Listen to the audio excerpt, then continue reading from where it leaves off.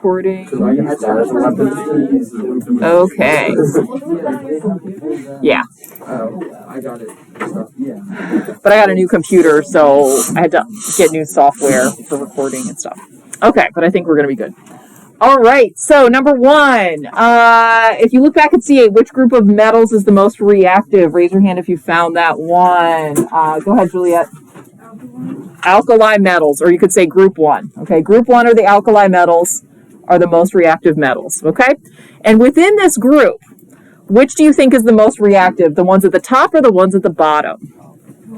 Everyone's saying top today. It's actually the ones on the bottom, okay? Because to be a reactive metal is to lose electrons. Who loses electrons more easily? The bigger atoms, okay? So reactive metals, the reactivity is determined by how readily they give up their electron. All of group one gives up their electron very easily, but the ones at the bottom in particular are very, very reactive. So they're all reactive, but as you go down, they'll get more and more reactive because the atom gets bigger and bigger and bigger. So I'm going to show you a video that you may have seen.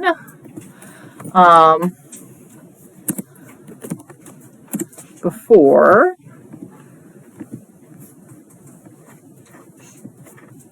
Okay.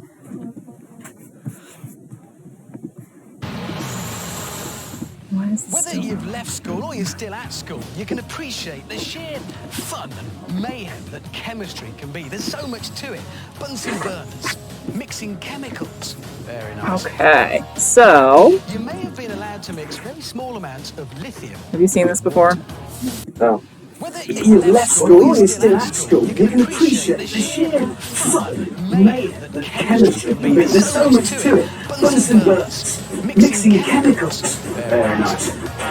Now, you may have been allowed to mix very small amounts of lithium with water. You may, if with a responsible adult, have mixed H2O with sodium. Okay, so you can see they did lithium and sodium, and they're working their way down group one. Okay, so lithium kind of sizzled in water, sodium sizzled, there was a little bit of a flame, okay? That's why we don't eat sodium atoms. The atoms are too reactive. We eat the sodium ions, which are a lot safer. You may, under very strict scientific control, have witnessed potassium mixed with water. The odds are if you have ever been on one of those rubbish science things.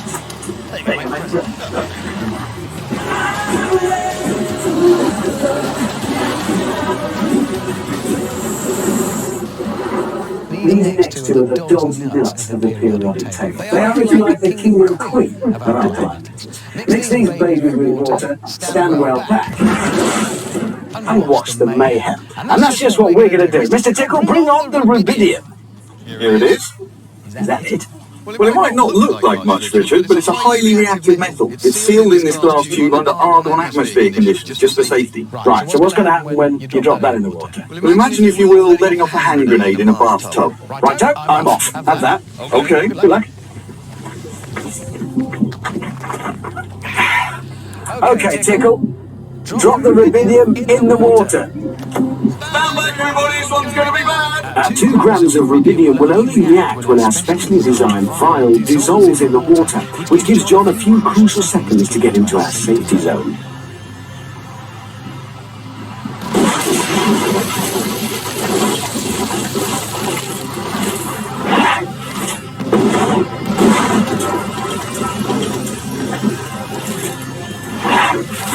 Yes! Wow, that is more like early on brain acting, you get that kind of science. But I believe we can go one better. There is one more alkali metal we can legally use. Yes, Richard, cesium, the emperor of alkali metals, particularly nasty, could go off at any time. And that's it. Oh yes, brilliant. I like it already. Now what's that going to do when it hits the water? Imagine a depth charge in a bathtub. Fair enough, mate. I'll leave it to it. Good luck. Thank you. Okay, John, go for it. Warning, warning, warning, extreme danger, clear the area. As our cesium sinks in the water, the rapid generation of hydrogen gas should produce quite an explosion.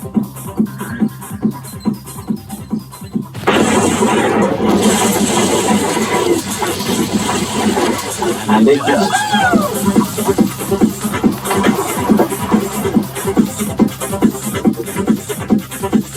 magnificent. And I think that concludes today's experiment. There is, I should say, one more, even more reactive metal, frankium.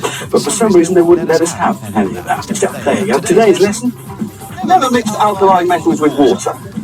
All right, so never mix alkali metals with water. Got it? They're too reactive. Too reactive. Yesterday was Tuesday, get it? So, Yesterday was.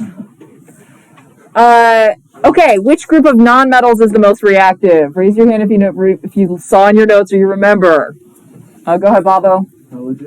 Halogens. Group 17 is the most reactive nonmetals, okay? Because to be a reactive nonmetal means to gain electrons very easily, okay? Group 1 loses electrons very easily because they're big. Group 17 gains electrons very easily because they're the smallest atoms in their period that still need to gain electrons. Group 18 already has all its valence electrons, so it's not going to be group 18. But group 17, these atoms are very small. They only need to gain one more. It's easy to gain when you're small, okay? When you're a small atom and you only have a couple when you're small, that new electron can come in and be grabbed by the nuclear charge pretty easily. So with that in mind, being small makes you a reactive nonmetal. Where do you think the more reactive nonmetals are? Top or bottom? At the top, okay? So reactive nonmetal, it's beneficial to be small, whereas a reactive metal, it's beneficial to be big, okay? Which group of nonmetals is the least reactive, everyone? Noble gases, or group 18, okay? So group 18 doesn't react with anything. These are inert, okay? They don't react with anything at all. So with that in mind, what do you think they use to fill light bulbs? Argon, because it's a noble gas, okay?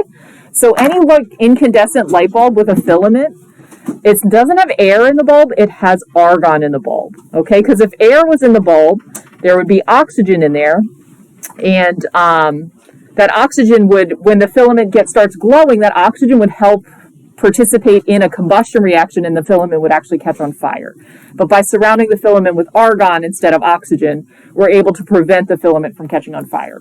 So what I'm going to do is I'm going to burn a hole in that light bulb, okay? And that hole will let the argon out, and it'll let the air in. And then we'll see how long the light bulb is able to last when I turn it on with air in there, including oxygen rather than argon, okay? While I'm getting that set up, we got 2 more slides. Okay, go ahead and do that one. Okay.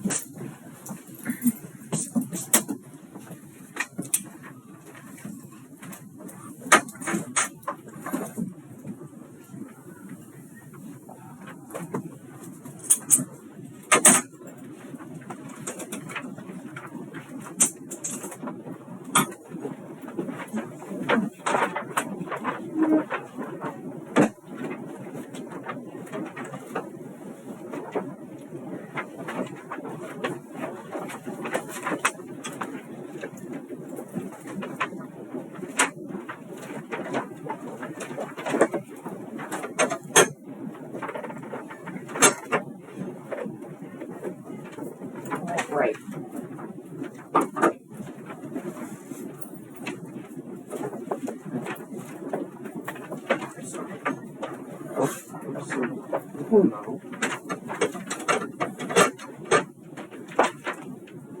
Alright. Please let me know when if you hear a popping sound. It'll make a little popping sound. Explosion shield. Doesn't do like Scary things. Don't like scary things. This is my. I let Tim do this. Is it scary? No, it's not I scary. don't do. It's not going to be that loud. It'll be like like that. I'm oblivious. And sometimes you don't hear it at all. It's gonna sound like Rice Krispies. Just like a I tiny want to do a little nuclear reactor. It'll be like- so. Yeah, same, bro. Hi. Would you like some fission before you No, we're not doing nuclear reactions. Why not? Oh, right. What's the net charge of a sodium atom? Go ahead, Jameis. 0. Every atom's charge is 0. Got it? That's because the number of positive protons and the number of negative electrons are equal. Sodium has 11 protons, 11 electrons. They cancel out. What is the nuclear charge of a sodium atom? Go ahead, John. Is it 11 positive? 11 positive. So the nucleus only has the protons. So the nuclear charge is 11 positive. Then there's 11 electrons outside of the nucleus. What is the net charge of a sodium ion? Go ahead, Cassidy. One positive. One positive. Okay. Is that because it gained a proton or because it lost an electron? Lost an electron. Okay.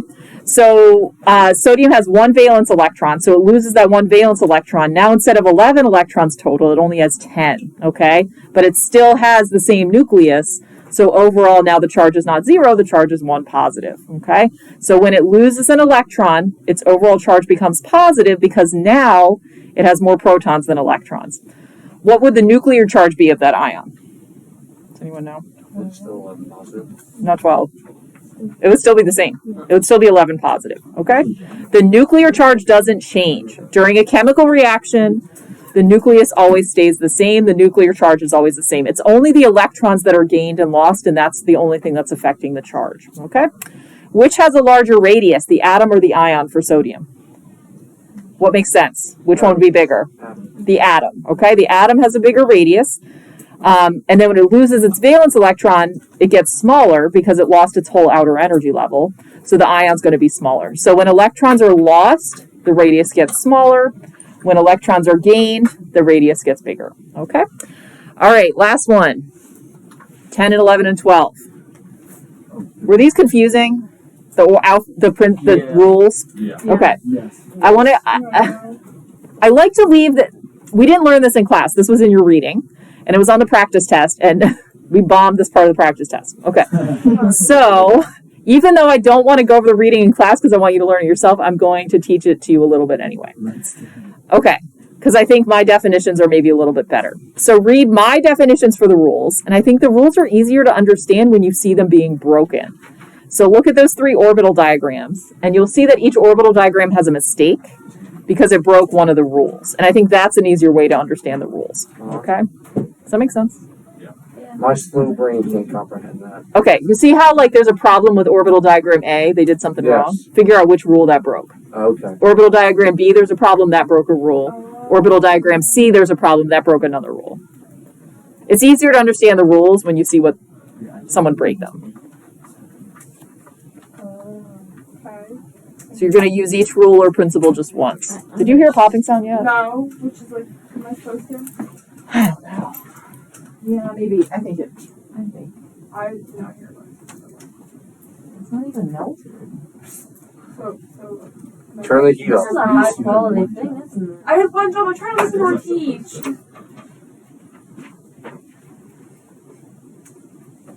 Real close to that code. Oh, okay. Yeah, it has a hole. Oh, well, Literally. shut up. All right, so just answer A, B, or C for each one. I'm gonna let this cool off. Dying, my service dies. We said it scary. What? That's I'm trying scary. to listen to her teach so I can figure out what I'm doing. I know sometimes it doesn't really make a sound. Yeah. Does that make sense? Why did I did used to do it that way. I used to do it by breaking the glass, but it was so hard to break the glass without breaking the filament. I realized I had to melt the glass. Because yeah, I tried so hard to break the glass without breaking the filament. Oh, that's right. Okay. So number 12, Aufbau principle says lowest energy fills first. We follow that all the time. Every time you start at the lowest orbital, the lowest box, and you work your way up, you're following the Aufbau principle. Which one did not follow that? A, B, or C? B. You can see how in B they didn't fill 1s and they just jumped up to 2s. So Aufbau says lowest energy sublevels fill first. Okay? Which one violates the Pauli exclusion principle? Pauli says that each orbital can only have 2 electrons that have opposite spins. The arrow tells you the spin. Which one's not following that? C. They should have in 1s put 1 up and 1 down. Also, if you see 3 electrons in an orbital, that violates the Pauli exclusion principle. Okay, each orbital can only hold 2 electrons. And then Hund's rule is A. Okay, I'd say Hund's rule is the one you guys most often violate by accident because you forget to put, within a sublevel, you got to put 1 electron in each orbital before you double up. Okay? So you only need to know these in a multiple choice kind of way on the test. Does that make sense? Maybe like 1 multiple choice question. Not even as many as there were on the practice test. Okay? Just maybe 1. Okay? About the rules. These things Just from the these textbook. three, there's Yeah. no other rules yet to know. Well, There's other things you need to know. One But multiple choice, and then we say no one. right. No, I'm just saying you need to know these in a multiple choice kind of way. Which one? I have multiple. In a multiple choice kind of way. All right. Let's. Everything is breaking on me today. My old camera because the new camera broke. You had a new one? Yeah, I had a new one that was green, and then I had to go back to the old one. Okay, so I think. Can you see this? That's what I was. Where's the hole? Let me focus this. Oh wait, is that? There's a hole. Yeah, It just looks like it's right there. See that? I thought it was Oh, like the little midget. the little circle, not the The little. See that? How you can see the Oh, filament yeah. through it? thing that looks like a square. Wait, I'm really confused. Like right here. We're putting light in Okay, there. well, anyway. All right, so what I'm going to do is I'm going to. I hope I turned that. Yeah, that's off. Okay, so what I'm going to do is I have to do this under the camera, sorry, so the people at home can see. All right, so I'm going to turn this lamp on, okay? And what you're going to see is that the filament, now that there's air, let all the argon out, and now there's air in there. And air contains oxygen. The most reactive part of the air is oxygen. So the oxygen becomes part of the combustion process, and instead of the filament just glowing, the filament's going to catch on fire. And you'll see it's not really that exciting. It just looks like brighter than a normal light bulb, and then it's going to go out because the filament's going to break. And you'll see the smoke from the fire come out of the hole. And that's it. And that's the smoke in there. So now it's done. Okay. Was that actually cool? And now it's dead. So even though the noble gases are inert and they don't do anything, that's actually very beneficial to have a gas that doesn't do anything. So we can pack light bulbs full of argon and it'll prevent the filament from catching on fire. If you work in a chemistry lab, they'll usually have a tank of argon and a tank of krypton in the lab. So if you're doing a reaction that you don't want exposed to air, you can just pump the reaction vessel full of argon or krypton. They usually use argon or krypton because those have a density similar to air. They're obviously not going to use helium, okay, because that could cause something to like float up. Or xenon is so much denser than air that like when a xenon balloon hits the ground, you can hear it. So that's why they tend to use argon. Is argon's density is about the same as the density of air. Yeah, there's a video of it. We might not have time today, but yeah, there's a video where a guy throws he has balloons with all the noble gases and he throws them off a roof, and you can see like the helium goes up to the sky, and then the xenon like goes down and like hits the ground, and you can hear it. All right, get out your laptop and open up your practice test. And I just want to go over the ones that we had the most trouble with on the practice test.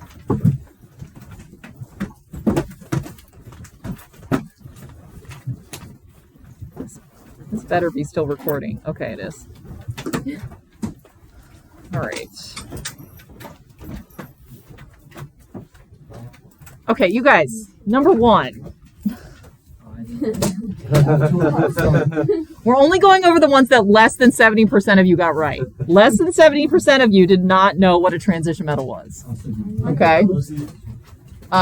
So if you need a refresher on that, you can look back at C8. Okay, you remember how we colored? I thought the coloring would help. I took a Swift, yeah. I thought the coloring, you weren't thinking about it when you were coloring it? I don't know. So in any case, remember this. Okay, remember the transition metals are groups 3 through 12. Okay.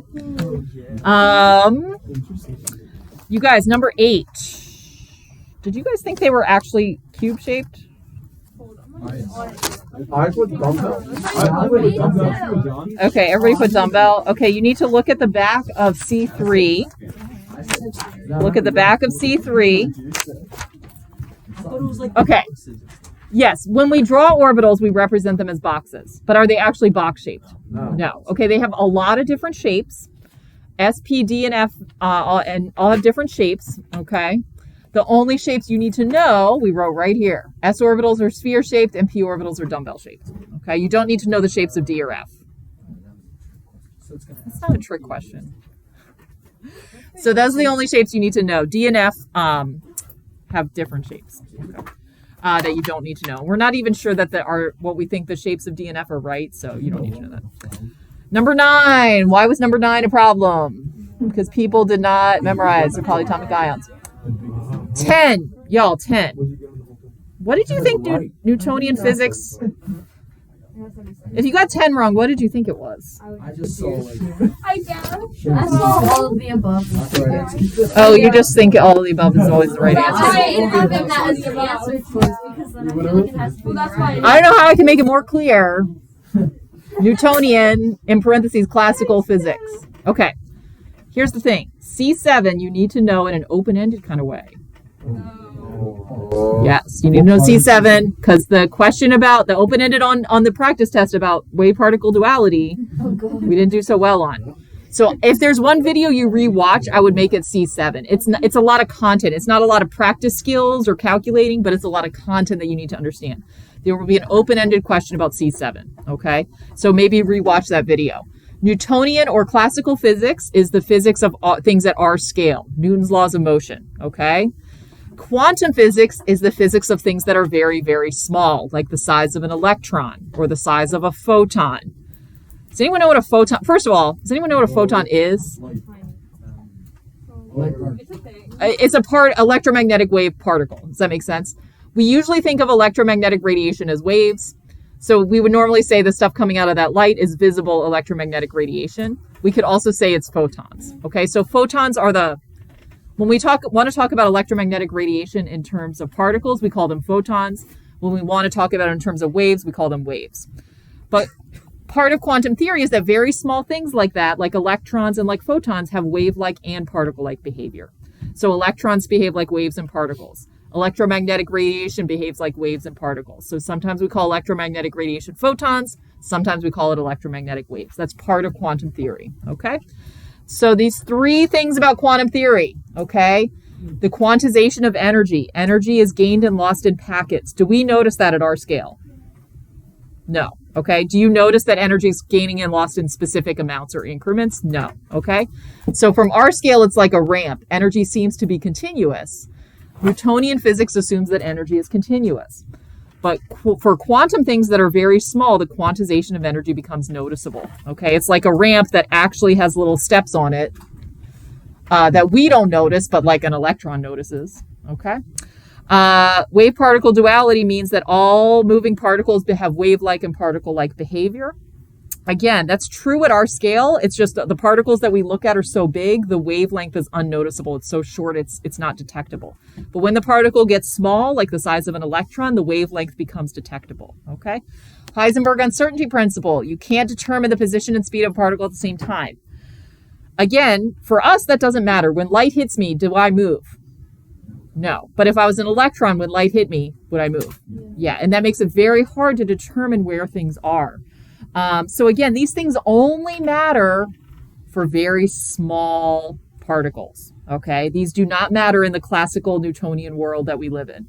These only are noticeable or meaningful when the particle gets very, very, very, very, very small, okay? So that's the main theme, okay? Just remember, Newtonian or classical is for our scale, whereas quantum is for the scale of things that are very, very small. Okay, so that's my big hint for the test. Let's see, number 13. Did y'all get 13 wrong because you thought it was that they're not reactive? How am I getting the ones like that everybody else got wrong right? I don't know. I'm confused. I think a lot of people that got this wrong chose they are reactive. We see now that that is true, right? Halogens are reactive. We just went over that, right? Okay, so halogens are reactive. That's true. Their electrons configurations end in P5. That's true because they're 1 away from P6, the very end. They have 7 valence electrons. That's true. They form ions with a charge of 3 negative. That's not true, right? We're clear on that? If you started with that one and then you just saw that was wrong, you just immediately just like... Right. Yeah. And also, if they have 7 valence electrons, you know they're just going to gain 1 more, right? So they can't be 3 negative. They would be 1 negative. Does that make sense? Okay. Look at the valence electron. Are you guys having trouble with the charges because they're covered up? Yes. Okay. Yes, you can uncover I like to show the little thing with the X's. In regular chemistry, they're uncovered. Okay, so Bro, really? can you show the little thing? not Remember what you be did an with honor. me and Molly? I do want you to be in honors. I feel like that. You should do that. I just want you to know that this class is harder. People are telling me in my class is like an AP class. This is not like as hard as an AP class. That's what I thought coming into this because everyone made it seem scary. I'm like, God. But it's not as bad as an AP class. Is I it? don't know if it's like an AP class. It's got to be hard. I think you just like teach good and a Or lot gave of more homework. information You do. and like lots of big No, I've like never Like, heard if a you were person like, ever like tell a Mr. teacher bad Bobby's teacher class, ever. I was like, if Corn taught this class, I've never heard Alright. a person say you were a bad teacher ever. All right. So, that's nice to hear. So, if you're having trouble with the charges, just remember, like, you know the column it's in, okay? And you know the valence electron. So if it's the halogens, column 17, you know they're going to gain 1. It's going to be 1 negative. Okay. I think some people are sometimes thinking the last column is 1 negative. Is that happening? I don't know. I hope not. Look at the valence electrons and use that to determine the charge. Okay. Because the columns are going to be labeled. So you know the valence electrons very easily. Use the valence electrons to figure out the charge in a logical way. If it's frustrating to you to not have the post-its. Okay. 15, which does not describe an atomic emission spectrum. Do you guys know what I mean by atomic emission spectrum? Okay, this is the lines that we drew. Okay, that's the atomic emission spectrum where there would maybe be like a couple lines of orange, a line of blue, whatever. You guys see how this is discrete, right? It's separate lines. You see how it's unique for every element, right? I think it might have come down to continuous or quantized. You didn't know? I don't know. The quantized and discrete mean the same thing. When you see separate amounts, that's quantized or that's discrete, okay? Continuous is not what this is. Continuous would be like the smeared spectrum would be continuous, okay? Or a ramp is continuous, whereas a staircase is quantized, okay? That's just kind of general analogies.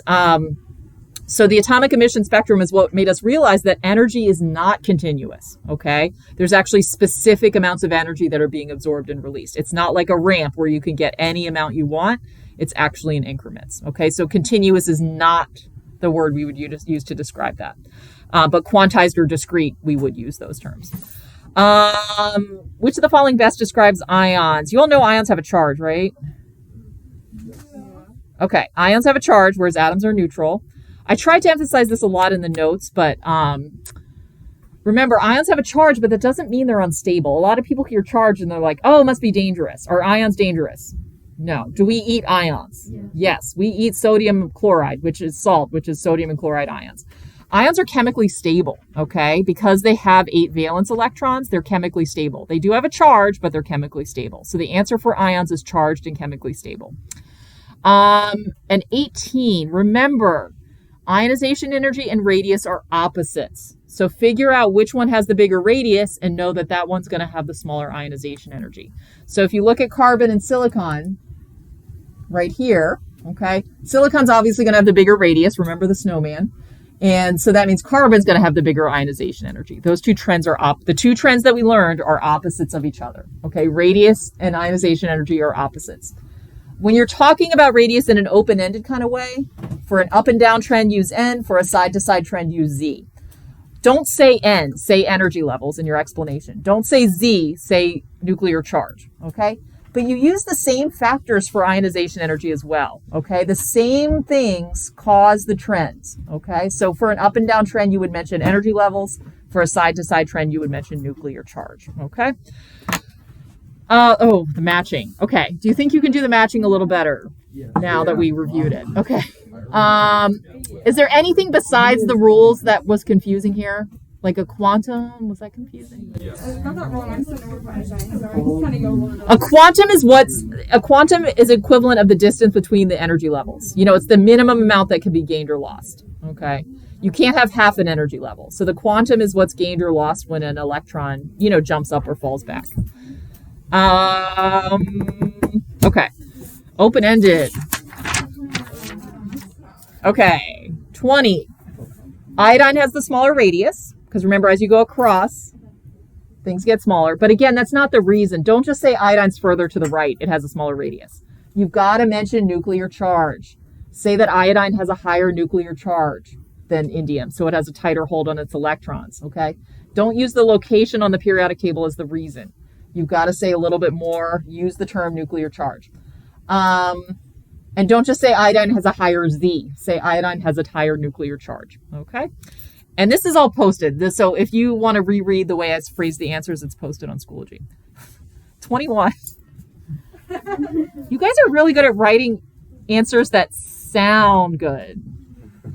Like, I think if I gave these answers to someone that didn't know the right answer, they would be like, wow, these kids know so much. Because you're using all this, like, you're like frequency, wavelength, like, just all of your answers were very technical sounding, but didn't actually. I said when two waves of energy are the same. I know. Who used the term frequency? A lot of people use the word frequency. I said the wave particle duality describes the particle or wave. Yeah, that's right. And then my next sentence, I think this is what ruined it for me, as I said, is at the quantum level, so it's very small, not noticeable, but it's important to understand the emission spectrum. Again, it sounded right. Yeah, as long if you change that second sentence to just say it only applies to things that are very small, then it would have been all right. If I didn't include that last part, I would have gotten to that too. You had to rephrase the last part as well. Okay. You don't say it is very small. You say wave particle duality is only noticeable and very small. Yeah, that's what I said. It's only noticeable at the I quantum really level. just. Yeah. Okay. I could have gone. Okay. Yeah. If I didn't include that emission spectrum, I would have gotten to that too. All right. It sounded right. So once again, wave particle duality. Again, you need to know this in an open-ended kind of way, and it's very clear from this we do not know it in an open-ended kind of way. You still need to know for an open-ended. Yeah, that's what I keep saying. C7. Is there going to be an open-ended question about C7? Yes. Okay. So wave particle duality is on here. Okay, it's right here. All moving things behave like waves and particles. That's all you had to say. Okay, is that wave particle duality means that something has wave-like and particle-like behavior. Do we notice that at our scale? Do we notice that? No. Do you notice that at the quantum scale? Yes.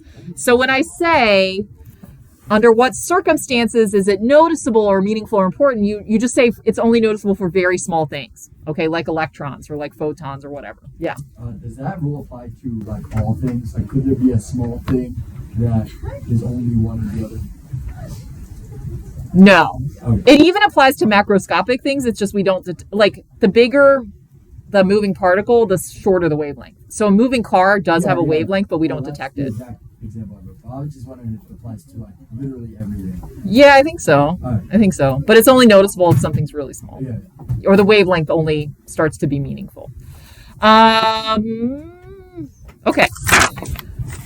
Let's see. We did good with this. You will have to do one of these. Polyatomic ions. Well, actually, most people knew nitrate was NO3 negative. A lot of people thought oxide was O1 negative. Or some people were saying oxide was O2 negative.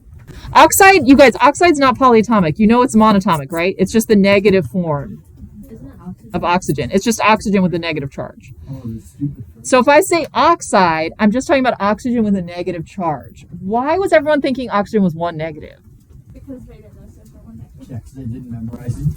Okay, so if you need to know oxide or sulfide or selenide, they have 6 valence electrons. So how many electrons are they going to gain? 2, so they'll all be -2. So if you hear oxide, sulfide, selenide, are those polyatomic? No. If you hear fluoride, chloride, bromide, iodide, are those polyatomic? No, that's just the negative form of the monatomic thing. So bromide, chloride, fluoride, iodide are -1. Selenide, sulfide, oxide, -2. Nitride, phosphide, -3. And these don't really form ions. Does that make sense? Okay. You will see that. Okay. If you did not get full credit on 24, what do you think they missed? Look at 24. If you got full credit.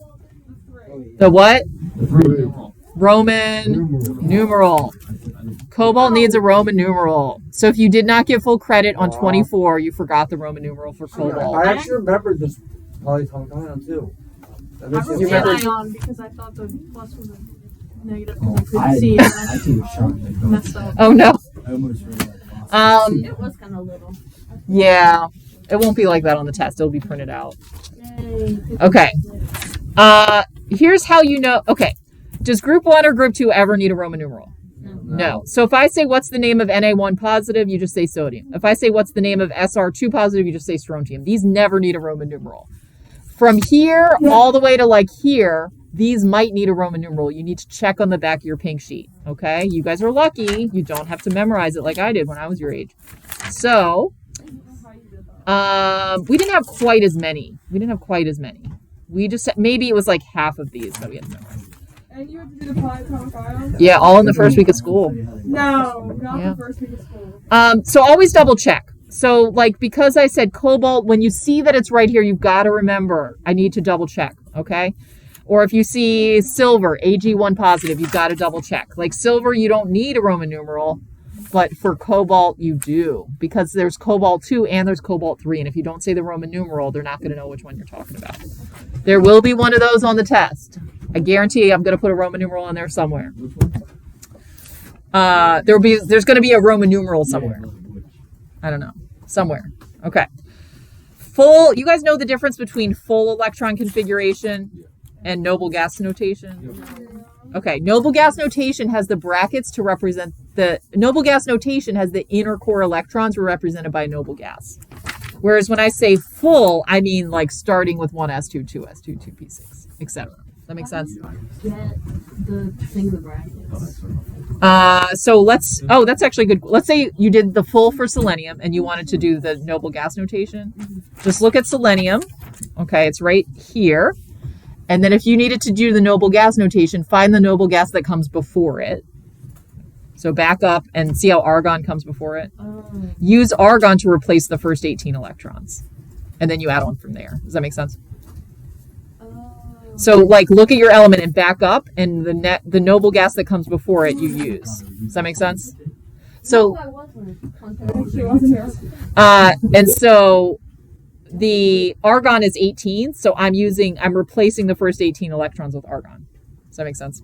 Yeah. And then you add on, if I wrote this in noble gas notation, then I would add on 4s2, 3d10, 4p4. But when I ask for full, I want full. When I ask for noble gas notation, I want noble gas notation. All right. And yeah, so a lot of people just didn't get full credit because when I asked for noble gas notation, they gave me the full, or when I asked for the full, they gave me noble gas. 27.